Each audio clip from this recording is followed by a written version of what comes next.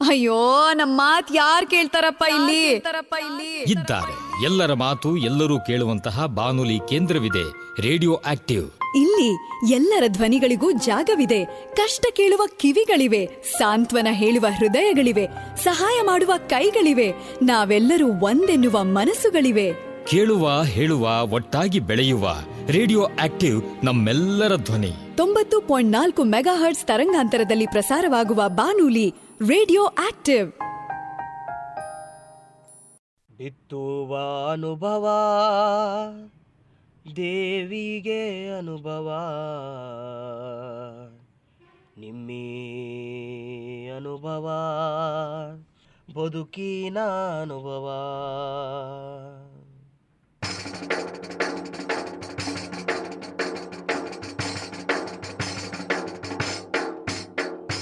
ಬಿತ್ತುವ ಅನುಭವ ದೇವಿಗೆ ಅನುಭವ, ಅನುಭವ ಬದುಕಿನ ಅನುಭವ. ಬಿತ್ತುವ ಅನುಭವ ದೇವಿಗೆ ಅನುಭವ, ನಿಮ್ಮಿ ಅನುಭವ ಬದುಕಿನ ಅನುಭವ. ವಯೋಸಹಜ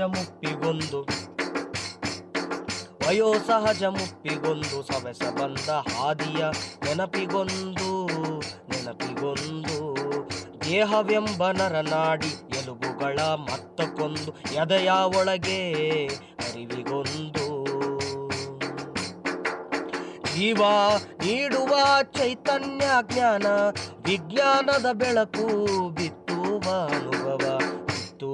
ಅನುಭವ ದೇವಿಗೆ ಅನುಭವ, ನಿಮ್ಮಿ ಅನುಭವ ದೇವಿಗೆ ಅನುಭವ. ನಿಮ್ಮಂತರಂಗದ ಕದ ತೆಗೆದು ಬನ್ನಿ, ಮುಪ್ಪಿನ ಬದುಕಿಗೆ ಚೈತನ್ಯ ತುಂಬುವ. ಮುಪ್ಪಿನ ಆರೋಗ್ಯ ಆರೈಕೆ ವಿಜ್ಞಾನ ದೇವಿಗೆ ಅನುಭವ, ನಿಮ್ಮಿ ಅನುಭವ. ಬಿತ್ತುವ ಅನುಭವ ದೇವಿಗೆ ಅನುಭವ, ನಿಮ್ಮಿ ಅನುಭವ ಬದುಕಿನ ಅನುಭವ, ನಿಮ್ಮಿ ಅನುಭವ ಬದುಕಿನ ಅನುಭವ, ನಿಮ್ಮಿ ಅನುಭವ ಬದುಕಿನ ಅನುಭವ.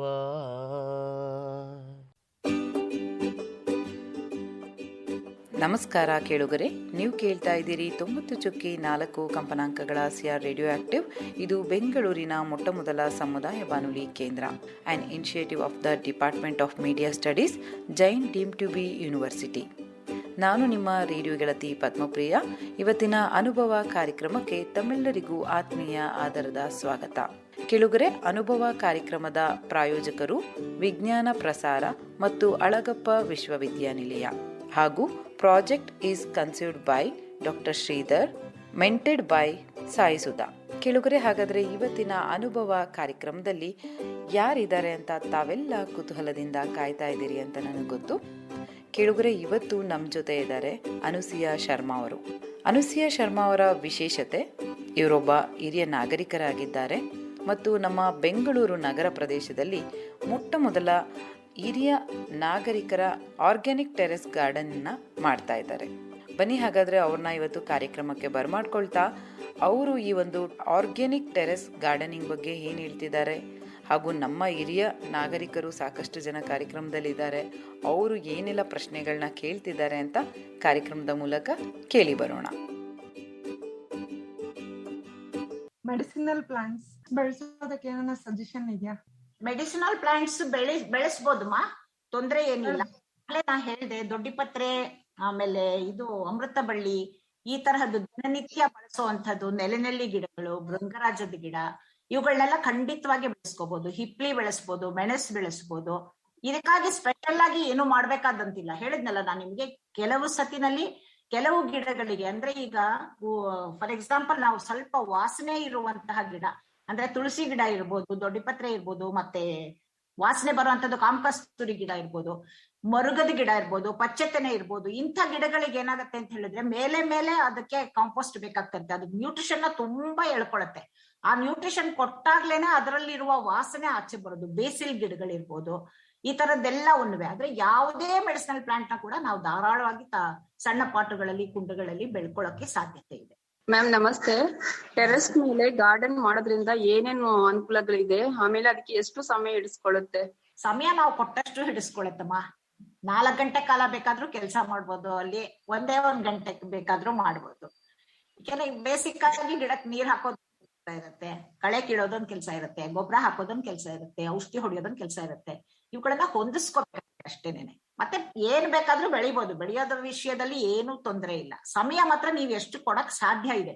ಅವಾಗ ಏನ್ ಮಾಡ್ಬೋದು ಅಂದ್ರೆ ನಿಮಗೆ ನಿಜವಾಗಿ ಬೇಕಾಗಿರುವಂತಹ ಕೆಲವಷ್ಟು ಗಿಡಗಳನ್ನ ಮಾತ್ರ ಬೆಳೆಸ್ಕೊಂಡ್ರೆ ನೀವು ಕಡಿಮೆ ಸಮಯದಲ್ಲಿ ಅದನ್ನ ಮೇಂಟೈನ್ ಮಾಡಕ್ ಆಗುತ್ತೆ. ಏನಂದ್ರೆ ಮೇಲೆ ಹೋದಾಗ ನಿಮ್ಗೆ ನಿಮ್ಮ ಎಲ್ಲಾ ಯೋಚನೆಗಳು, ಆತಂಕಗಳು, ಏನೇನಿರುತ್ತೆ ಮನಸ್ಸಿನ ಭಾವನೆಗಳು ಎಲ್ಲವೂ ಖಂಡಿತವಾಗಿ ಮರ್ತು ಹೋಗುತ್ತೆ ಮೇಡಮ್. ಅಲ್ಲಿ ಗಿಡಗಳ ಹತ್ರ ಇರೋವರ್ಗು 10 ನಿಮಿಷ ಇದ್ದು ಬರ್ತೀನಿ ಮೇಲೆ ಅಂತ ನೀವು ಅನ್ಕೊಂಡ್ ಹೋಗಿ, ಖಂಡಿತವಾಗಿ 3/4 ಗಂಟೆಗೆ ಮುಂಚೆ ನೀವು ಕೆಳಕ್ ಬರಲ್ಲ. ಇದು ನನ್ನ ಅನುಭವ. ಅದರಿಂದ ಏನಾಗತ್ತೆ ಅಂದ್ರೆ, ಒಂದು ನಿಮಗೆ ತಾರಸಿ ಮೇಲೆ ಗಿಡಗಳಿರೋದ್ರಿಂದ ಕೆಳಗಡೆ ನಿಮ್ಮ ಹಾಲು ಫ್ಯಾನ್ ಹಾಕೊಳ್ದೇನೆ ಕೂತ್ಕೋಬಹುದು ಬೇಸಿಗೆ ಒಳಗಡೆ. ಅಷ್ಟು ತಂಪಾಗಿರುತ್ತೆ, ತಣ್ಣಗಿರುತ್ತೆ. ಆಕ್ಚುಲಿ ನಮ್ಮ ಎದುರುಗಡೆ ಮನೆಯವರೆಲ್ಲ ನಮ್ಮ ಮನೆಗ್ ಬಂದ್ರೆ ನಿಮ್ ಮನೇಲಿ ಚಳಿ ಆಗತ್ತಲ್ಲ ಮೇಡಮ್ ಇಲ್ಲಿ ಕೂತ್ಕೊಂಡ್ರೆ, ನಮ್ಮ ಮನೇಲಿ ಆಗಲ್ಲ ಅಂತಾರೆ. ಅವ್ರ ಮನೇಲಿ ಯಾಕಾಗಲ್ಲ ಅಂದ್ರೆ ಕಂಪ್ಲೀಟ್ ತಾರಸಿ ಬಿಸಿಲಲ್ಲಿ ಸುಡುತ್ತೆ. ಬಿಸಿಲು ಇರೋ ಅಷ್ಟು ಹೊತ್ತುನು ತಾರಸಿ ಕಾಯ್ತಾ ಇರುತ್ತೆ. ನಮ್ಮಲ್ಲಿ ಗಿಡಗಳಿರೋದ್ರಿಂದ ಅದು ಕಾಯಕ್ ಅವಕಾಶ ಇಲ್ಲ. ಆ ತಂಪು ಇರೋದ್ರಿಂದ ಅದು ಕೆಳಗಡೆನಲ್ಲಿ ಆ ತರ ಇದು. ಮತ್ತೆ ಇನ್ನೊಂದೇನಂದ್ರೆ ಶುದ್ಧವಾದ ಗಾಳಿ. ನಿಮ್ಗೆ ಹಾಕಿರೋ ಮೆಡಿಸಿನಲ್ ಪ್ಲಾಂಟ್ಸ್ ಇರ್ಬೋದು, ತುಳಸಿ ಇರ್ಬೋದು, ಇದಿರ್ಬೋದು, ಇದ್ರ ಮೇಲೆ ಬೀಸುವಂತಹ ಗಾಳಿ ನಿಮ್ಗೊಂಥರ ಚೈತನ್ಯವನ್ನ ಕೊಡೋದ್ರಲ್ಲಿ ಸಂಶಯ ಇಲ್ಲ. ಅದರಿಂದ ಬೇಕಾದಷ್ಟು ಹೇಳ್ಕೊಳಕ್ ಆಗದೆ ಇರುವಂತಹ ಉಪಯೋಗಗಳು ಕೂಡ ತಾರಸಿಯಿಂದ ಸಿಗತ್ತೆ ಅಂತ ನನ್ಗನ್ಸುತ್ತೆ. ಮೇಡಮ್, ಪಾಟಲ್ಲಿ ಇವಾಗ ಮಣ್ಣಾಕಿ ನಾವು ಸಸ್ಯ ನಡುವಾಗ ಅದನ್ನ ಎಷ್ಟೆಲ್ಲ ಚೇಂಜ್ ಮಾಡ್ಬೋದಾ ಮಣ್ಣನ್ನ? ಅಂದ್ರೆ ಯಾವಾಗ ರೀಪಾಟ್ ಮಾಡ್ಬೇಕು ಅಂತ ಕೇಳ್ತಿದ್ದೀರಾ? ಹೌದು. ಸಾಧಾರಣವಾಗಿ ತುಂಬಾ ಬೇಗ ಬೇಗ ಮಾಡ್ಬೇಕಾದ ಅವಶ್ಯಕತೆ ಇಲ್ಲಮ್ಮ. ಆ ಗಿಡಗಳಿಗೆ ನೀವು 15 ದಿನಕ್ಕೆ ಒಂದ್ಸತಿ ಕಾಂಪೋಸ್ಟ್ ಹಾಕೊಂಡ್ ಬರ್ತಾ ಇದ್ರೆ ಗೊತ್ತಾಗತ್ತೆ ನಿಮ್ಗೆ. ಕೆಲವು ಸತಿಲಿ ಏನಾಗುತ್ತೆ ಅಂದ್ರೆ ಪಾಟ್ ಭರ್ತಿ ಬೇರುಗಳಾಗ್ಬಿಟ್ಟು ನಿಮಗೆ ಮೇಲ್ಗಡೆಯಿಂದ ಹೂಗಿವು ಬರ್ದೇ ಇರುವಂತಹ ಅವಕಾಶಗಳಿರುತ್ತೆ. ಕೆಲವು ಸತಿಲಿ ಏನಾಗುತ್ತೆ ಅಂದ್ರೆ ಚಿಗುರು ಬರ್ತಾ ಇರಲ್ಲ ನಿಮಗೆ ಮೇಲ್ಗಡೆ ಗಿಡ. ಅದ್ ನೋಡಿದಾಗ ನಿಮಗ್ ಗೊತ್ತಾಗತ್ತೆ. ಅಂತ ಸಮಯದಲ್ಲಿ ಆ ಗಿಡವನ್ನ ಕೇರ್ಫುಲ್ ಆಗಿ ತೆಗೆದು ಅದ್ರೊಳಗಡೆಯಿಂದ ಹಳೆ ಮಣ್ಣನ್ನೆಲ್ಲ ಬಿಡಿಸಿ ಬೇರೆ ಮಣ್ಣನ್ನ ನೀವು ಅದಕ್ಕೆ ಹಾಕಿ, ಮಣ್ಣು ಕಾಂಪೋಸ್ಟ್ ಬೆರೆಸಿರೋದನ್ನ ಮಿಶ್ರಣ ಹಾಕಿ ಅದಕ್ಕೆ ಆ ಗಿಡನ ವಾಪಸ್ ಟ್ರಾನ್ಸ್ಪ್ಲಾಂಟ್ ಮಾಡ್ಕೋಬಹುದು. ಹಾಗೆ 3 ದಿನಕ್ಕೆ ಮಾಡ್ಬೇಕಾದ ಅವಶ್ಯಕತೆ ಇಲ್ಲ. ಕೆಲವು ಗಿಡಗಳು ಮಾತ್ರ ಬಹಳ ಬೇಗ ಬೇರೆ ಬೆಳೆಯುವಂತದ್ದು ಇದೆ ಅಂತ ಅನ್ಸಿದ್ರೆ ಅವಾಗ ಮಾಡ್ಬೇಕಾಗತ್ತೆ. ಇದೇ ಇದ್ರ 6 ತಿಂಗಳು 8 ತಿಂಗಳ ತನಕನೂ 1 ವರ್ಷದವರೆಗೂ ಕೂಡ ಬದಲಾಯಿಸದೇ ಇರುವಂತಹ ನಿದರ್ಶನಗಳಿದೆ ಗಿಡಗಳನ್ನ. ಯಾವುದೇ ದೈನಂದಿನ ತೋಟಗಾರಿಕೆ ಸಲಹೆಗಳೇನು? ಅಂದ್ರೆ ದಿನನಿತ್ಯ ಕೆಲಸ ಇರಲ್ಲ ಮೇಡಮ್. ದಿನನಿತ್ಯ ಮಾಡೋ ಅಂತ ಕೆಲಸ ಇರಲ್ಲ. ನೀವು ಹೊಸ ಹೊಸ ಗಿಡ ಹಾಕ್ತಾ ಇದ್ರೆ ದಿನಾನು ಮಾಡ್ತಾನೆ ಇರ್ಬೇಕು. ನಿಮ್ಮ ಹತ್ರ ಇರೋ ಅಷ್ಟೇ ಗಿಡ ನೀವು ಇಟ್ಕೊಂಡಿದ್ರೆ ತುಂಬಾ ಸುಲಭ. ಒಂದ್ ಕೆಲಸ ಏನ್ ಮಾಡ್ಬೇಕಾಗತ್ತೆ ಅಂದ್ರೆ, ಸುತ್ತ ಇರುವ ಕಳೆಗಳು ಗಿಡಕ್ಕಿಂತ ದೊಡ್ಡದಾಗದೆ ಇರೋಕೆ ನೋಡ್ಕೊಡೋದು. ಅಂದ್ರೆ ಕಳೆ ತೆಗಿಯೋದು ನಿಮಗೆ ಒಂದು ಮೇನ್ ಕೆಲಸ. 2ನೇ ಕೆಲಸ ಏನು ಅಂತ ಹೇಳಿದ್ರೆ, ಮೇಲ್ಗಡೆ ನಾವು ಮಣ್ಣನ್ನ ಸ್ವಲ್ಪ ಅವಾಗವಾಗ ಸಡಿಲಗೊಳಿಸ್ಬೇಕು, ಲೂಸ್ ಮಾಡ್ತಾ ಇರ್ಬೇಕು. ಯಾಕಂದ್ರೆ ಗಾಳಿ ಆಡದೆ ಹೋದ್ರೆ ಅದರಿಂದ ಅದನ್ನ ಲೂಸ್ ಮಾಡ್ಬೇಕು. ಇದು ದಿನನಿತ್ಯದ ಕೆಲಸ ಆಗುತ್ತೆ. ಅಂದ್ರೆ ಪ್ರತಿದಿನ ಒಂದೇ ಪಾಟ್ ಮಾಡ್ಬೇಕಾಗಲ್ಲ. ನಿಮ್ಮ ಹತ್ರ ಜಾಸ್ತಿ ಇದ್ದಾಗ ದಿನ 10 ಪಾಟ್ ಅಂತ ಮಾಡ್ಕೊಂಡು ಹೋದ್ರು ನೀವು ಕೊನೆ ಹಂತಕ್ಕೆ ಬರೋ ಮೊದಲನೇ ಪಾಟ್ ರೆಡಿ ಆಗಿರುತ್ತೆ ಕೆಲ್ಸಕ್ಕೆ. ಹಾಗಾಗಿ ಕೆಲಸ ಮಾಡ್ತೀನಿ ಅನ್ಕೊಂಡವ್ರಿಗೆ ಕೆಲ್ಸಕ್ಕೇನು ಕಡಿಮೆ ಇಲ್ಲ ಅದ್ರಲ್ಲಿ. ಆದ್ರೆ ನೀವು ಲಿಮಿಟ್ ಮಾಡ್ಕೋಬಹುದು ಅದನ್ನ. ಮತ್ತೆ ಕಾಂಪೋಸ್ಟ್ ಹಾಕ್ಬೇಕಾದ ಸಮಯದೊಳಗಡೆನಲ್ಲಿ 1 ಗಂಟೆ ಕಾಲ, ಅರ್ಧ ಗಂಟೆ ಕಾಲ ಅದಕ್ಕೋಸ್ಕರವಾಗಿ ಕೊಡ್ಬೇಕಾಗತ್ತೆ. ಕ್ಲೀನ್ ಮಾಡಕ್ ಅರ್ಧ ಗಂಟೆ ಕೊಡ್ಬೇಕಾಗತ್ತೆ. ಇದನ್ನ ನಾವು ಅವತ್ತಿನ ಕೆಲಸ ಹಾಗೆ ಅಳವಡಿಸ್ಕೊಂಡ್ ಹಂಗೆಲ್ಲ ನೀವು ಮಾಡ್ಕೊಂಡು ಹೋಗ್ಬೋದು. ಅದ್ರಲ್ಲಿ ತೊಂದ್ರೆ ಏನಿಲ್ಲ. ಈ ತರ ಆರ್ಗನೈಸೇಷನ್ಸ್ ಮನೆಗೆ ಬಂದು ಟೆರೆಸ್ ಗಾರ್ಡನಿಂಗ್ ಎಲ್ಲ ಮಾಡ್ಕೊಡೋ ಅಂತ ಸಂಸ್ಥೆಗಳು ಇದೆ ಅಂತಾರೆ. ಎಷ್ಟು ಆಗ್ಬೋದು ಅಂತ ಬೇರೆ ಕಡೆ ಕಾಂಟ್ಯಾಕ್ಟ್ ಮಾಡಿ ಮಾಡಿಸ್ಬೋದು? ನನ್ನ ಅಭಿಪ್ರಾಯ ಕೇಳಿದ್ರೆ ನಾವಾಗಿ ಮಾಡ್ಕೊಳ್ಳೋದು ತುಂಬಾ ಉತ್ತಮವಾದ ಕೆಲಸ. ಯಾಕೆಂದ್ರೆ ಇದ್ರಲ್ಲಿ ಹೆಚ್ಚಿನ ಖರ್ಚು ಮಾಡ್ಬೇಕಾಗಿರಲ್ಲ. ಮತ್ತೆ ಆ ಕೆಲ್ಸ ಮಾಡ್ದೆ ಅನ್ನುವ ತೃಪ್ತಿ ನಮ್ಗಿರುತ್ತೆ. ನಾವು ಮಾಡಿದ ಕೆಲ್ಸ, ನಾನ್ ಬೆಳೆದಿದ್ ತರಕಾರಿ, ಇದು ಯಾರೋ ಕೊಟ್ಟಾಗ, ಈಗ ಬೀದಿ ಮೇಲೂ ತರಕಾರಿ ಸಿಗುತ್ತೆ. ನಾವು ಹುರುಳಿಕಾಯಿ ಬೆಳೀತಾ ಇರೋ ಸಮಯದೊಳಗಡೆಲಿ ನಿಮ್ಗೆ 20 ರೂಪಾಯಿ ಕಿಲೋ ಹುರುಳಿಕಾಯಿ ಸಿಗುತ್ತೆ. ಅಯ್ಯೋ 20 ರೂಪಾಯಿಗೆ 1 kg ಹುರುಳಿಕಾಯಿ ಸಿಗ್ತಾ ಇದೆ, ನಾನ್ ಯಾಕೆ ಬೆಳಿಬೇಕು ಅನ್ಕೊಂಡ್ರೆ ಅದಕ್ಕೆ ಕಂಪೇರ್ ಮಾಡಕ್ ಸಾಧ್ಯನೇ ಇಲ್ಲ. ನೀವು ಮನೆಯಲ್ಲಿ ಬೆಳೆದ 10 ಹುರುಳಿಕಾಯಿಯು ತಿನ್ನಿ, ಬೀದಿ ಮೇಲೆ ತಗೊಂಡಿರೋ 1 ಕಿಲೋ ಹುರುಳಿಕಾಯಿಯು ತಿನ್ನಿ, ನಿಮ್ಗೆ ಗೊತ್ತಾಗತ್ತೆ ಅದರ ರುಚಿ ಏನು, ಅದರ ಇದು ಏನು, ಆ ಫ್ರೆಶ್ನೆಸ್ ಎಷ್ಟಿದೆ ಅದ್ರೊಳಗೆ ಅನ್ನೋದು ಗೊತ್ತಾಗತ್ತೆ. ಹಾಗಾಗಿ ಇದನ್ನ ನಾವು ಮಾಡುವ ಇದ್ರ ಮೇಲೆ ಹೋಗುತ್ತೆ. ಬೇರೆಯವ್ರ ಕೈಲಿ ಆ ಕೆಲಸ ಮಾಡಿಸ್ಕೊಳ್ಳೋದ್ರಲ್ಲಿ ಅರ್ಥ ಇಲ್ಲ ಅಂತ ನನ್ಗನ್ಸುತ್ತೆ. ಹಾಗೆ ನಿಮಗೆ ತೀರಾ ಯಾರ್ದಾದ್ರು ತರಬೇತಿ ಬೇಕೇ ಬೇಕು ನಮಗೆ ಅಂತ ಅನ್ಸಿದ್ರೆ ಲಾಲ್ಬಾಗ್ನವ್ರು ತರಬೇತಿ ಕೊಡ್ತಾರೆ, ಹುಳಿಮಾವು ಬಯೋಟೆಕ್ನಾಲಜಿ ಡಿಪಾರ್ಟ್ಮೆಂಟ್ ನೋಡ್ ಕೊಡ್ತಾರೆ, ಬೇಕಾದಷ್ಟು NGOಗಳು ವರ್ಕ್ಶಾಪ್ಗಳನ್ನ ಕಂಡಕ್ಟ್ ಮಾಡ್ತಾ ಇರ್ತಾರೆ. ಅದೆಲ್ಲ ಪೇಪರ್ ಅಲ್ಲಿ ಬರ್ತಾ ಇರುತ್ತೆ. ನೋಡ್ಕೊಂಡು ನೀವು ಅದನ್ನ ಒಂದು ದಿನ ಅಥವಾ 2 ದಿನದ ವರ್ಕ್ಶಾಪ್ಗಳನ್ನ ಅಟೆಂಡ್ ಮಾಡಿದ್ರೆ ಗಿಡಗಳನ್ನ ಹೇಗ್ ಮೇಂಟೈನ್ ಮಾಡ್ಬೋದು, ಏನ್ ಮಾಡ್ಬೋದು ಅನ್ನೋದು ಗೊತ್ತಾಗತ್ತೆ ಅವಾಗ. ಬಟ್ ಬೇರೆಯವ್ರ ಹತ್ರ ಇದಾರೆ ಸಂಸ್ಥೆಗಳು ಬೇಕಾದಷ್ಟಿವೆ, ಬಟ್ ನನಗೆ ಹಾಗೆ ನಿಜವಾಗಿ ಅದರ ಅಡ್ರೆಸ್ ಟೆಲಿಫೋನ್ ನಂಬರ್ಗಳು ನನಗ್ ಗೊತ್ತಿಲ್ಲ. ನನ್ನನ್ನ ಕೇಳಿದ್ರೆ ನಾವೇ ಮಾಡ್ಕೊಳ್ಳೋದು. 10 ಪಾಟಿಂದ ಶುರು ಮಾಡಿ, 10 ಪಾಟ್ ಗಿಡ ಚೆನ್ನಾಗಿ ಬಂತು ಅಂದ್ರೆ ಇನ್ನ 10 ಪಾಟನ್ನ ಸೇರಿಸ್ಕೊಳ್ಳಿ. ಒಂದೇ ದಿನ 500 ಪಾಟ್ ತಂದು ಹಾಕ್ತೀನಿ ಮಾಡ್ತೀನಿ ಅನ್ನೋದ್ರಲ್ಲಿ ಅರ್ಥವಿಲ್ಲದ ಕೆಲಸ. ಹಾಗೆ ನಾನು ಹೆಚ್ಚಿಗೆ ಖರ್ಚು ಮಾಡಿದೀನಿ ಅಂತ ನನ್ಗೆ ಅನ್ಸಲ್ಲ ಮೇಡಮ್. ಪಾಟ್ಗಳಿಗೆ ನಾನು ದುಡ್ಡು ಕೊಡ್ಲೇಬೇಕು ಬೇರೆ, ಯಾಕಂದ್ರೆ ನಾವ್ ಮಾಡ್ಕೊಳಕ್ ಸಾಧ್ಯ ಇಲ್ಲ ಅಲ್ವಾ, ಅದರಿಂದ ಕೊಡ್ಬೇಕು. ಕಾಂಪೋಸ್ಟ್ಗೆ ನಾನು ಯಾವತ್ತೂ ದುಡ್ಡು ಕೊಟ್ಟಿಲ್ಲ, ಔಷಧ ಮಾಡೋದಕ್ಕೆ ನಾನು ಯಾವತ್ತೂ ದುಡ್ಡು ಕೊಟ್ಟಿಲ್ಲ. ಮತ್ತೆ ಪ್ರತಿ ಕೆಲ್ಸಾನು ನಾನೇ ಮಾಡೋದ್ರಿಂದ ನನಗೆ ಅಂತಹ ಖರ್ಚು ಬರ್ತಾ ಇದೆ ಅಂತ ಅನ್ಸಲ್ಲ. ಮುಂಚೆ ಗೊಬ್ಬರ ಮಾಡಕ್ ಶುರು ಮಾಡಿದ ಸಮಯದಲ್ಲಿ ಸಗಣಿಗೋಸ್ಕರ ಒಂದು 30 ರೂಪಾಯಿ ತಿಂಗಳಿಗೆ ಖರ್ಚು ಮಾಡ್ತಾ ಇದ್ದೆ. ಇಲ್ಲಿ ನಾನು ಇನ್ನೊಂದು ವಿಷಯ ಹೇಳಕ್ ಇಷ್ಟಪಡ್ತೀನಿ. ನಾವು ಗೊಬ್ಬರ ಕಾಂಪೋಸ್ಟ್ ಅಂತ ಮಾತಾಡ್ತಾ ಇರೋ ಸಮಯದಲ್ಲಿ ನಾವು ಈ ಆಯಿಲ್ ಕೇಕ್ಸ್ ಅಂತ ಸಿಗತ್ತೆ. ಬೇವಿನ ಹಿಂಡಿ ಇರ್ಬೋದು, ಹೊಂಗೆ ಹಿಂಡಿ ಇರ್ಬೋದು, ಕಡ್ಲೆಕಾಯಿ ಹಿಂಡಿ ಇರ್ಬೋದು. ಗುಲಾಬಿ ಗಿಡಗಳನ್ನ ಇಟ್ಕೊಂಡಿರೋರಾದ್ರೆ ಕಡ್ಲೆಕಾಯಿ ಹಿಂಡಿಯನ್ನ ತಂದು ನೆನೆಸಿ 1 ವಾರ ಕೊಳ್ಸಿ ಅದನ್ನ ಡೈಲ್ಯೂಟ್ ಮಾಡಿ ಗಿಡಗಳಿಗೆ ಹಾಕಿದ್ರೆ ತುಂಬಾ ಚೆನ್ನಾಗಿ ಹೂ ಬಿಡುತ್ತೆ ಗುಲಾಬಿ ಗಿಡಗಳು. ಬಾಕಿ ಗಿಡಗಳಿಗೆ ಈ ಬೇವಿನ ಹಿಂಡಿಯನ್ನ ಹಾಕಿದಾಗ ಅದರಲ್ಲಿ ಕಾಯಿಲೆ ಬರೋದು ಕಡಿಮೆ ಆಗುತ್ತೆ. ಹೊಂಗೆ ಹಿಂಡಿ ಯಥಾ ಪ್ರಕಾರ ಪೋಷಕಾಂಶಗಳನ್ನ, ನೈಟ್ರೋಜನ್ ಜಾಸ್ತಿ ಸಪ್ಲೈ ಮಾಡುತ್ತೆ. ಇವುಗಳನ್ನ ಕೂಡ ನಾವು ಕಾಂಪೋಸ್ಟ್ ಆಗಿ ಅದಕ್ಕೆ ಬಳಸ್ಕೋಬಹುದು. ಮೇಡಮ್ ನಮಸ್ತೆ, ನನ್ನ ಹೆಸರು ರಾಧಾ ಅಂತ. ಹೇಳಿ. ಇವಾಗ ಗಿಡಗಳಾಗಿರ್ಬೋದು, ತರಕಾರಿಗಳಾಗಿರ್ಬೋದು, ಏನಾದ್ರೂ ಗಿಡಗಳು ಹುಳ ಹತ್ತದಂತ ಸಂದರ್ಭದಲ್ಲಿ ಯಾವ ರೀತಿಯ ಔಷಧಿಗಳನ್ನ ನಾವು ಸಿಂಪಡಿಸಿದ್ರೆ ಚೆನ್ನಾಗಿರುತ್ತೆ? ಆಯ್ತಾ, ಇದು ಸಾಧಾರಣವಾಗಿ ಎಲ್ಲಾ ತರಕಾರಿ ಗಿಡಗಳಿಗೆ, ಎಲ್ಲಾ ಹೂವಿನ ಗಿಡಗಳಿಗೆ ತುಂಬಾ ಚೆನ್ನಾಗಿ ರಿಯಾಕ್ಟ್ ಮಾಡುವಂತಹ ಒಂದು ಔಷಧಿ. 1 ಲೀಟರ್ ನೀರಿಗೆ 1 ಹಿಡಿ ಚೆಂಡು ಹೂವು, ಒಂದು 10-15 ಹೂವು ಹಾಕ್ಬೋದು ನೀವು. ದೀಪಾವಳಿ ಸಮಯದಲ್ಲಿ ತುಂಬಾ ಬರುತ್ತೆ ನಿಮಗೆ ಚಿಂತಾಮಣಿ ಚೆಂಡು ಹೂವು ಮತ್ತೆ ಬೇರೆ ಚೆಂಡು ಹೂಗಳನ್ನು ತುಂಬಾ ಬರುತ್ತೆ. ಬಂದ ಟೈಮಲ್ಲಿ ನೀವು ತೆಗೆದು ಸ್ಟಾಕ್ ಮಾಡಿ ಇಟ್ಕೊಳ್ಳಿ. ಅದೇನ್ ಫ್ರೆಶ್ ಆಗಿರೋ ಹೂವೇ ಹಾಕ್ಬೇಕು ಅಂತ ಏನ್ ರೂಲ್ಸ್ ಇಲ್ಲ. ಒಣಗಿರೋ ಹೂವು ಹಾಕಿದ್ರು ಕೂಡ ಆಗತ್ತೆ. ಅದನ್ನ 20 ನಿಮಿಷಗಳ ಕಾಲ ಚೆನ್ನಾಗಿ ಕುದಿಸ್ಬೇಕು. ಕುದಿಸ್ಬಿಟ್ಟು ತೆಗೆದು ಮುಚ್ಚಿಟ್ಬಿಡಿ ಅದನ್ನ ಹಾಗೇನೆ. ಮಾರನೇ ದಿವಸ ಅಂದ್ರೆ 24 ಗಂಟೆ ಆದ್ಮೇಲೆ ಅದನ್ನ ಚೆನ್ನಾಗಿ ಸೋಸಿ ಅದಕ್ಕೆ ಬೇರೆ ಇನ್ನಿಷ್ಟು ನೀರ್ ಹಾಕಿ ಅದನ್ನೆಲ್ಲ ಹಿಂಡಿ ಅಷ್ಟು ರಸನ ತೆಕ್ಕೊಳ್ಳಿ, ಅದನ್ನ ಚೆಂಡು ಹೂವಿನ ರಸನ. ಆಮೇಲೆ ಅದನ್ನ 1 ಲೋಟಕ್ಕೆ 5 ಲೋಟ ನೀರ್ ಹಾಕಿ ಬೇರೆ ಹಾಕಿ ನೀವು ಸ್ಪ್ರೇ ಮಾಡಿ. 15 ದಿನಕ್ಕೆ ಒಂದ್ಸತಿ 2 ಸ್ಪ್ರೇ ಕೊಡೋದ್ರೊಳಗಡೆ ನಿಮ್ಗೆ 90% ಅಷ್ಟು ಕಾಯಿಲೆಗಳು ಗಿಡದಲ್ಲಿ ಕಮ್ಮಿ ಆಗುತ್ತೆ. ತರಕಾರಿಗಿರ್ಬೋದು, ಹೂಗಿರ್ಬೋದು, ಎರಡಕ್ಕೂ ಮಾಡ್ಬೋದು ಈ ಕೆಲ್ಸನ. ಮೇಡಮ್ ಇನ್ನೊಂದು ಪ್ರಶ್ನೆ, ಇವಾಗ ಚಪ್ಪರದ ಅವರೆಕಾಯಿ ಆಗಿರ್ಬೋದು, ಬಾಯಿ ಬಸ್ಲೆ ಸೊಪ್ಪಾಗಿರ್ಬೋದು, ಬಳ್ಳಿಯಲ್ಲಿ ಬರುವಂತ ಕೆಲವು ಡಬಲ್ ಬೀನ್ಸ್ ಆಗಿರ್ಬೋದು, ಅದಕ್ಕೆ ಯಾವ ರೀತಿ ಆ ಗಿಡನ ಬೆಳೆಸೋದಕ್ಕೆ ನಾವು ಯಾವ ರೀತಿ ಪ್ರಿಪರೇಷನ್ ಮಾಡ್ಕೊಂಡಿರ್ಬೇಕು ಮೇಡಮ್? ಪ್ರಿಪರೇಷನ್ ಅಂದ್ರೆ ನಿಮಗೆ ಅದನ್ನ ಹಬ್ಸೋದಕ್ಕೆ ಜಾಗ ಬೇಕಮ್ಮ. ಈಗ ಆದ್ರೆ ಯಾವ್ದೋ ದೊಡ್ಡ ಮರ ಇದೆ, ಆ ಮರಕ್ಕೆ ಹಬ್ಸಿದೀವಿ ಅಂತ ಅನ್ಕೋಬಹುದು. ತಾರಸಿ ಮೇಲೆ ಮಾಡಿದಾಗ ಏನಾಗುತ್ತೆ ಅಂದ್ರೆ ಅದಕ್ಕೆ ನೀವು ಕಾಂಪೌಂಡಿನ ಪ್ಯಾರಪೆಟ್ ವಾಲ್ ಇರತ್ತಲ್ಲ ತಾರಸಿದು, ಆ ಪ್ಯಾರಪೆಟ್ ವಾಲ್ ಮೇಲೆ ಆಂಗ್ಯುಲರ್ ನಲ್ಲಿ ಟಿ ಅಂತ ಸಿಕ್ಕತ್ತೆ. 2 ಟಿ ಆಕಾರದಲ್ಲಿ 2 ಕಂಬಿನ ನೆಟ್ಟು ಅದಕ್ಕೆ ನೀವು ತಂತಿಗಳನ್ನ ಕಟ್ಕೋಬಹುದು. ಆ ತಂತಿ ಮೇಲೆ ಹಬ್ಸಕ್ ಸಾಧ್ಯ ಇದೆ ನಿಮ್ಗೆ ಆ ಗಿಡಗಳನ್ನ. ಅಥವಾ ದೊಡ್ಡ ದೊಡ್ಡ ಕಡ್ಡಿಗಳನ್ನ ಪಾಟ್ ಒಳಗಡೆ ನೆಟ್ಬಿಟ್ಟು ಆ ಕಡ್ಡಿ ಮೇಲೆ ಅದು ಹಬ್ಬೋ ಹಾಗೆ ಕೂಡ ಮಾಡ್ಬೋದು. ಇದಕ್ಕೆ ಈ ವ್ಯವಸ್ಥೆಯನ್ನ ಮಾತ್ರ ಮಾಡ್ಕೋಬೇಕಾಗತ್ತೆ, ಯಾಕಂದ್ರೆ ಅದು ತುಂಬಾ ದೊಡ್ಡದಾಗಿ ಹಬ್ಬುವಂಥದ್ದು. ಪರ್ಟಿಕ್ಯುಲರ್ಲಿ ಡಬಲ್ ಬೀನ್ಸ್ ಹಣ್ಣು ಮತ್ತು ಚಪ್ಪರದವರೆಕಾಯಿ ಗಿಡ ಅಂತೂ ತುಂಬಾ ಜೋರಾಗಿ ಹಬ್ಬುತ್ತೆ. ಆಮೇಲೆ ಇನ್ನೊಂದೇನಂದ್ರೆ ಒಂದೇ ಗಿಡ ಹಾಕಿದಾಗ ನಮಗೆ ಕಾಯಿಗಳು ತುಂಬಾ ಕಡಿಮೆ ಬಂದಿರೋದು ಅನುಭವಕ್ಕೆ ಬಂದಿದೆ. ಕೊನೆ ಪಕ್ಷಕ್ಕೆ 2 ಗಿಡ ಆದ್ರೂ ಹಾಕಿರ್ಬೇಕು. ಅವಾಗ ಏನಂದ್ರೆ ಮೇಲ್ ಫ್ಲವರ್ಸ್ ಮತ್ತೆ ಫಿಮೇಲ್ ಫ್ಲವರ್ಸ್ ಗಳು ಅದು ಒಂದಕ್ಕೊಂದಕ್ಕೆ ಸರಿ ಹೋಗೋದ್ರಿಂದ ಕಾಯಿಗಳು ಜಾಸ್ತಿ ಬಿಡುತ್ತೆ ಅಂತ ನನ್ಗನ್ಸುತ್ತೆ. ಮೇಡಮ್ ನಂದು ಇನ್ನೊಂದು ಪ್ರಶ್ನೆ, ಇವಾಗ ನಾವು ಪ್ರತಿಯೊಂದು ಪಾಟಲ್ ಆಗಿರ್ಬೋದು, ಮಣ್ಣಲ್ಲಾಗಿರ್ಬೋದು ಗಿಡ ನೆಟ್ಟಿರ್ತೀವಿ, ಅದ್ರೊಳಗಡೆ ಒಂದ್ ರೀತಿಯ ಕಳೆ ಅಂತ ಉತ್ಪತ್ತಿ ಆಗತ್ತೆ. ಅದನ್ನ ಕಿತ್ತು ಮತ್ತೆ ಅದೇ ಗಿಡಕ್ಕೆ ಗೊಬ್ಬರವಾಗಿ ಉಪಯೋಗಿಸ್ಬೋದಾ ಅಂತ. ಕೆಲವೊಂದು ಕೊತ್ತಂಬರಿ ಸೊಪ್ಪು ಹಾಕಿರ್ತೀವಿ, ಪುದೀನ ಸೊಪ್ಪು ಹಾಕಿರ್ತೀವಿ, ಅಲ್ಲಿ ಬೇಡದೇ ಇರೋಂತ ಗಿಡಗಳು ಬೆಳ್ದಿರುತ್ತೆ. ಬೇಡದೇ ಇರೋ ಗಿಡನ ತೆಗಿಬೇಕಾಗತ್ತೆ. ಅದನ್ನೇ ನಾನ್ ನಿಮಗ್ ಕಳೆ ಅಂತ ಹೇಳಿದ್ದು. ಅದನ್ನ ನೀವು ಗೊಬ್ಬರಕ್ಕೆ ಹಾಕಿ ಕಳೆನ ಗೊಬ್ಬರವಾಗಿ ಯೂಸ್ ಮಾಡ್ಕೋಬಹುದಾ? ಮಾಡ್ಬೋದು, ಖಂಡಿತ ಮಾಡ್ಬೋದು. ಅದನ್ನೆಲ್ಲ ಆ ಕಳೆಗಳನ್ನ ಮತ್ತೆ ಕಟ್ ಮಾಡಿದ ಕಡ್ಡಿಗಳನ್ನ ನೀವು ಯಾವತ್ತೂ ಎಸೆಯಕ್ ಹೋಗ್ಬೇಡಿ. ಅದೆಲ್ಲವೂ ಕಾಂಪೋಸ್ಟ್ಗೆ ಹೋಗುತ್ತೆ.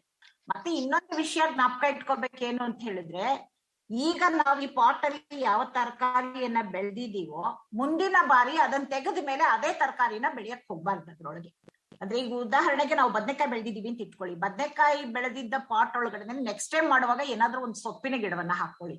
ಆ ಸೊಪ್ಪು ಮುಗಿದ ಮೇಲೆ ಪುನಃ ಬೇಕಾದ್ರೆ ನೀವು ಬದನೆಕಾಯಿ ಗಿಡ ನೆಡ್ಬೋದು. ಬಟ್ ಇಮ್ಮಿಡಿಯೇಟ್ ಆಗಿ ಇದನ್ನ ತೆಗೆದಾಗ ಅದನ್ನೇ ವಾಪಸ್ ಅದೇ ಗಿಡವನ್ನ ನೆಡೋದ್ರಿಂದ ಅವಕ್ಕೆ ಪೋಷಕಾಂಶಗಳು ಸಾಲದಿಲ್ಲ, ಯಾಕಂದ್ರೆ ಅದೆಲ್ಲವನ್ನ ಎಳ್ಕೊಂಡ್ಬಿಟ್ಟಿರುತ್ತೆ ಫಸ್ಟ್ ಬಂದಿದ್ದ ಗಿಡನೇ.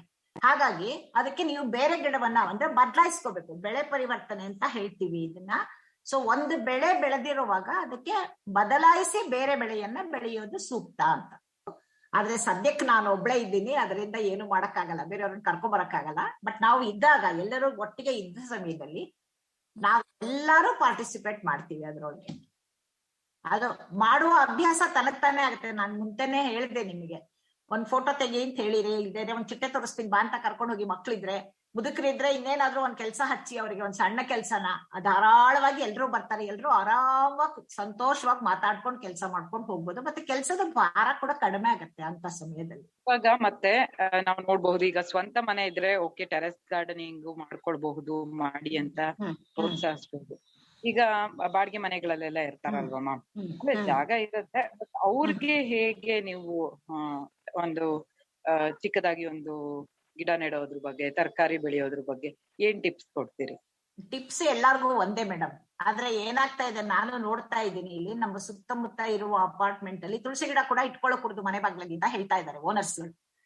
ನಾವು ಪ್ರೊಟೆಸ್ಟ್ ಮಾಡ್ಬೇಕಷ್ಟೇನೇನೆ. ಅಂದ್ರೆ ಕುಂಡದ ಕೆಳಗಡೆ ಒಂದ್ ಸಣ್ಣ ತಟ್ಟೆನೋ ಏನಾದ್ರು ಒಂದ್ ಇಟ್ಟಾಗ ಆ ಜಾಗ ಗಲೀಜು ಆಗಲ್ಲ, ಮತ್ತೆ ನೀರ್ ಕೂಡ ಬರಲ್ಲ. ಅವರ ಉದ್ದೇಶ ಏನು ಅಂತಂದ್ರೆ ಮನೆ ಹಾಳಾಗೋಗುತ್ತೆ ಅನ್ನುವಂತಹ ಒಂದು ಭಯಕ್ಕೋಸ್ಕರ ಅವ್ರ ಆತರ ಹೇಳ್ತಾರೆ. ಏನು ಮಾಡಕ್ಕಾಗಲ್ಲ, ಇದನ್ನ ಸ್ವಲ್ಪ ಅವ್ರನ್ನ ಸಮಜಾಯಿಸಿ ತಗೊಂಡು ಹೇಳಿ ಮಾಡಿ ನಾವು ಇರುವ ಜಾಗದಲ್ಲೇ ಒಂದ್ 4-6 ಗಿಡಗಳನ್ನ ಬೆಳ್ಕೊಂಡು. ಮ್ಯಾಮ್ ನಂದೊಂದ್ ಪ್ರಶ್ನೆ, ಈಗ ಮಾಮೂಲಿ ತೋಟಗಳಲ್ಲಿ ಬೆಳೆಯೋದಕ್ಕೂ ಈಗ ಗಾರ್ಡನ್ ಅಲ್ಲಿ ಪಾಟಗಳಲ್ಲಿ ಬೆಳೆಯೋದಕ್ಕೂ ವ್ಯತ್ಯಾಸ ಏನ್ ಮ್ಯಾಮ್? ವ್ಯತ್ಯಾಸ ತುಂಬಾ ಇದೆಮ್ಮ. ನೆಲದಲ್ಲಿ ಬೆಳೆದಾಗ ನೀವು ಯಾವುದೇ ಗಿಡ ಬೇಕಾದ್ರೂ ಬೆಳಿಬಹುದು. ಈಗ ಉದಾಹರಣೆ ಕೆಲವರು ಹಣ್ಣಿನ ಗಿಡಗಳನ್ನ ಬೆಳೆದಿದ್ದಾರೆ, ನಾನು ಇಲ್ಲ ಅಂತ ಹೇಳಲ್ಲ. ಬಟ್ ಏನಾಗುತ್ತೆ, ಮರ ಎಷ್ಟು ದೊಡ್ಡದಾಗುತ್ತೋ, ನಾವು ಹಾಕಿರೋ ಗಿಡ ಎಷ್ಟು ದೊಡ್ಡದಾಗುತ್ತೋ ಕೆಳಗಡೆ ಬೇರು ಕೂಡ ಅಷ್ಟೇ ದೊಡ್ಡದಾಗುತ್ತೆ. ಅಷ್ಟು ಬೇರು ಹರಡ್ಕೊಳಕ್ಕೆ, ಅಷ್ಟು ಬೇರಿಗೆ ಪೋಷಕಾಂಶ ನೀರು ತಲುಪೋ ಅಂತಹ ಜಾಗ ಬೇಕು ಅಂದಾಗ ಕೆಳಗಡೆ ನೆಟ್ಟಾಗ ನಿಮ್ಗೆ ಇದೆಲ್ಲವೂ ಸಾಧಾರಣವಾಗಿ ಸಿಕ್ಕತ್ತೆ. ಪಾಟಲ್ ನೆಟ್ಟಾಗ ಏನಾಗುತ್ತೆ ಅಂದ್ರೆ ಲಿಮಿಟೆಡ್ ಏರಿಯಾ ಅಲ್ವಾ, ಆದ್ರೆ ತುಂಬಾ ದೊಡ್ಡ ಗಿಡಗಳನ್ನ ಹಾಕ್ಬೇಕಾದ್ರೆ ಅಷ್ಟು ದೊಡ್ಡ ಪಾಟ್ ಇಡ್ಬೇಕು. ಅಷ್ಟು ದೊಡ್ಡ ಪಾಟ್ ಅಂದ್ರೆ ಅಷ್ಟು ಮಣ್ಣು ಗೊಬ್ಬರಗಳನ್ನ ಅದಕ್ಕೆ ಹೊಂದಿಸ್ಬೇಕು. ಈ ರೀತಿ ಮಾಡುವಾಗ 2 ಕಾರಣದಿಂದ ಅದನ್ನ ನಾವು ಡಿಸ್ಕರೇಜ್ ಮಾಡ್ತೀವಿ. ಯಾಕಂದ್ರೆ ತಾರಸಿ ಮೇಲೆ ಅಷ್ಟೊಂದು ಭಾರವನ್ನ ಒಂದೇ ಕಡೆನಲ್ಲಿ ಬೀಳೋ ಹಾಗೆ ಮಾಡೋದು ಒಳ್ಳೇದಲ್ಲ ಅನ್ನೋದು ಒಂದು ಕಾರಣ. ಇನ್ನೊಂದೇನಂದ್ರೆ ಇವಾಗ ಬರ್ತಾ ಇರುವಂತಹ ಗ್ರಾಫ್ಟೆಡ್ ಗಿಡಗಳನ್ನ, ಗ್ರಾಫ್ಟ್ ಮಾಡಿರುವಂತಹ ಹಣ್ಣಿನ ಗಿಡಗಳನ್ನ ಖಂಡಿತವಾಗಿ ಬೆಳಕು. ವ್ಯತ್ಯಾಸ ಅಷ್ಟೇನೆ, ಇದು ಚಿಕ್ಕ ಜಾಗದಲ್ಲಿ ಬೆಳೀತಾ ಇದ್ದೀವಿ, ಇದಕ್ಕೆ ಮೇಲೆ ಮೇಲೆ ನಾವು ಪೋಷಕಾಂಶಗಳನ್ನ ಕೊಡ್ಬೇಕಾಗತ್ತೆ. ಕೆಳಗಡೆ ಇರುವಂತಹ ನೆಲದಲ್ಲಿ ನೆಟ್ಟಿರುವಂತಹ ಗಿಡಗಳಿಗೆ ಅಷ್ಟೊಂದು ಶೀಘ್ರವಾಗಿ ಕೊಡ್ಬೇಕಾದ ಅವಶ್ಯಕತೆ ಇರಲ್ಲ. 6 ತಿಂಗಳಿಗೆ ಒಂದ್ಸತಿ, 1 ವರ್ಷಕ್ಕೊಂದ್ಸತಿ ಹಾಕಿದ್ರು ಕೂಡ, ನೀವು ತೆಂಗಿನ ಮರಕ್ಕೆ ಅದಕ್ಕೆಲ್ಲ ಹಾಕ್ತಿವಲ್ಲ ಆತರ ಮಾಡ್ಕೋಬಹುದು. ಸೊ ಆ ಕೆಲಸ ಸ್ವಲ್ಪ ಕಡಿಮೆ ಆಗುತ್ತೆ ಕೆಳಗಡೆ ಹಾಕಿದಾಗ. ತಾರಸಿ ಒಳಗ್ ಮಾಡಿದಾಗ ಆತರ ಆಗಲ್ಲ, ಸಣ್ಣ ಜಾಗ ಆಗಿದ್ರಿಂದ ಅದಕ್ಕೆ ಕೆಲಸ ಸ್ವಲ್ಪ ಜಾಸ್ತಿ ಆಗುತ್ತೆ. Okay ma'am, thank you ma'am. ಇನ್ನು ಕೊನೆಯದಾಗಿ ನೀವು ಎಲ್ಲಾ ಸೀನಿಯರ್ ಸಿಟಿಸನ್ ನ ಗಮನದಲ್ಲಿ ಇಟ್ಕೊಂಡು ಏನ್ ಒಂದು ಅವ್ರಿಗೆಲ್ಲ ಒಂದು ಕಿವಿ ಮಾತು ಅಂತ ಹೇಳೋದಾದ್ರೆ ಏನ್ ಹೇಳಕ್ ಇಷ್ಟಪಡ್ತೀರಿ ಮ್ಯಾಮ್? ಕಿವಿ ಮಾತು ಅಂತ ಹೇಳಿದ ತಕ್ಷಣನೇ ಎಲ್ಲಾರು ದಯವಿಟ್ಟು ಗಿಡಗಳನ್ನ ಬೆಳ್ಕೊಳ್ಳಿ. ತಾರಸಿ ಮೇಲಾದ್ರೂ ಸರಿ, ಕಾಂಪೌಂಡ್ ಮೇಲಾದ್ರೂ ಸರಿ, ಮೆಟ್ಲು ಮೇಲಾದ್ರೂ ಸರಿ, ಎಲ್ಲಾದ್ರೂ ಸರಿ 10 ಗಿಡಗಳನ್ನ ಬೆಳೆಸ್ಕೊಳ್ಳಿ. ಆ ಬೆಳೆಸಿದ ನಿಮ್ಮ ಅನುಭವಗಳನ್ನ ಬಾಕಿಯವ್ರ ಜೊತೆ ಹಂಚ್ಕೊಳ್ಳಿ, ಅಷ್ಟೇ ನಾನು ಹೇಳೋದು. ಮತ್ತೆ ಹ್ಯಾಪಿ ಟೆರೆಸ್ ಗಾರ್ಡನಿಂಗ್ ಎಲ್ಲರಿಗೂ. ಕೇಳುಗರೆ ಕೇಳಿದ್ರಲ್ಲ, ಇಲ್ಲಿ ತನಕ ನಮ್ಮ ಜೊತೆ ಅನುಸೂಯ ಶರ್ಮಾ ಅವರಿದ್ರು. ಖಂಡಿತ ಅವರು ಈ ಒಂದು ನಗರ ಪ್ರದೇಶಗಳಲ್ಲಿ ಮನೆಯ ಮೇಲೆ ಹೇಗೆ ತೋಟ ಮಾಡೋದು ಅನ್ನುವಂತಹ ವಿಷಯದ ಬಗ್ಗೆ ಸಂಪೂರ್ಣವಾಗಿ ತಿಳಿಸ್ಕೊಟ್ರು. ಖಂಡಿತ ನಮ್ಮ ಹಿರಿಯ ನಾಗರಿಕರಲ್ಲಿ ಇದ್ದಂತಹ ಎಲ್ಲ ಪ್ರಶ್ನೆಗಳಿಗೆ ಉತ್ತರಿಸಿದ್ದಾರೆ ಅಂತ ನಾನು ತಿಳ್ಕೊಳ್ತಾ ಇವತ್ತಿನ ಕಾರ್ಯಕ್ರಮನ ಮುಗಿಸ್ತಾ ಇದ್ದೀನಿ. ಈ ಕಾರ್ಯಕ್ರಮ ತಮ್ಮೆಲ್ಲರಿಗೂ ಇಷ್ಟ ಆಗಿದೆ ಅಂತ ನಾನು ಭಾವಿಸ್ತಾ, ಹಾಗೆ ಈ ಕಾರ್ಯಕ್ರಮದ ಬಗ್ಗೆ ನಿಮ್ಮ ಅನಿಸಿಕೆ ಅಭಿಪ್ರಾಯಗಳಿದ್ದಲ್ಲಿ ನಮಗೆ ಮೇಲ್ ಮುಖಾಂತರ ನೀವು ತಿಳಿಸಬಹುದು. ನಮ್ಮ ಮೇಲ್ ID radioactive 90.4 mszcr@gmail.com ಈ ಒಂದು ಮೇಲ್ ಐಡಿಗೆ ನಿಮ್ಮ ಅಭಿಪ್ರಾಯಗಳನ್ನ ತಿಳಿಸಬಹುದು ಅಂತ ಹೇಳ್ತಾ, ಹಾಗೆ ಈ ಒಂದು ಕಾರ್ಯಕ್ರಮನ ರೇಡಿಯೋದಲ್ಲಿ ಕೇಳಲು ನೀವು ಮಿಸ್ ಆಗಿದ್ದಲ್ಲಿ ಈ ಒಂದು ಕಾರ್ಯಕ್ರಮನ iRadio ವೆಬ್ಸೈಟಲ್ಲಿ ಈ ಒಂದು ಕಾರ್ಯಕ್ರಮನ ಕೇಳಬಹುದು ಅಂತ ಹೇಳ್ತಾ, ನಾನು ನಿಮ್ಮ ರೇಡಿಯೋ ಗೆಳತಿ ಪದ್ಮಪ್ರಿಯ ಮುಂದಿನ ಕಾರ್ಯಕ್ರಮದೊಂದಿಗೆ ನಿಮ್ಮನ್ನ ಭೇಟಿ ಮಾಡ್ತೀನಿ ಅಂತ ಹೇಳ್ತಾ ಧನ್ಯವಾದಗಳು. ಊಟ ಅಂದ್ರೆ ಬರೀ ಉಪ್ಪಿನಕಾಯಿ ಅಲ್ಲ, ಉಪ್ಪಿನಕಾಯಿ ಊಟದ ಜೊತೆಗ್ ಮಾತ್ರ. ಹಾಗೇನೆ ರೇಡಿಯೋ ಕಾರ್ಯಕ್ರಮಗಳಲ್ಲಿ ಮನರಂಜನೆ ಮುಖ್ಯ ಅಲ್ಲ, ಮನರಂಜನೆಯೊಂದಿಗೆ ವಿಚಾರಪೂರ್ಣ ಕಾರ್ಯಕ್ರಮಗಳು ಅಗತ್ಯ. ಇದರಿಂದಾಗಿ ಸಮುದಾಯದ ಹಿತ ಕಾಯಲು, ಸಮುದಾಯದ ಗುರಿ ತೋರಲು ರೇಡಿಯೋ ಆಕ್ಟಿವ್ ವಾಹಿನಿ ಪ್ರಸಾರವಾಗುತ್ತಿದೆ. ಪರಿಸರ, ಶಿಕ್ಷಣ, ಭಾಷಣ, ಸಂದರ್ಶನ, ಮಾಹಿತಿಪೂರ್ಣ ವಿಚಾರಗಳ ಈ ರೇಡಿಯೋ ವಾಹಿನಿ ಪ್ರತಿಯೊಬ್ಬರ ಆತ್ಮೀಯ ಮಿತ್ರ, ಕಷ್ಟಕಾಲದ ಸಹಾಯಕ, ಇಷ್ಟ ವಿಚಾರಗಳ ಪ್ರಚೋದಕ, ಸಮುದಾಯದ ಹಿತಚಿಂತಕ. ತಪ್ಪದೆ ಕೇಳಿ 90.4 ತರಂಗಾಂತರದಲ್ಲಿ ರೇಡಿಯೋ ಆಕ್ಟಿವ್. ಕೇಳಿ ರೇಡಿಯೋ ಆಕ್ಟಿವ್, ಆಗಿ ಆಕ್ಟಿವ್.